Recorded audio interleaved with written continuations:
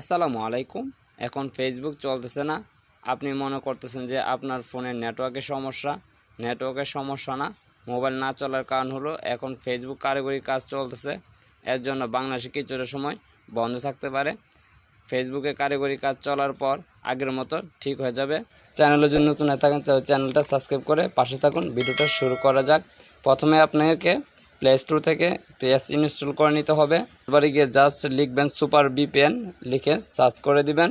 করার পর জাস্ট দেখতে পাচ্ছেন সুপার ভিপিএন, এখানে ক্লিক করে দিবেন।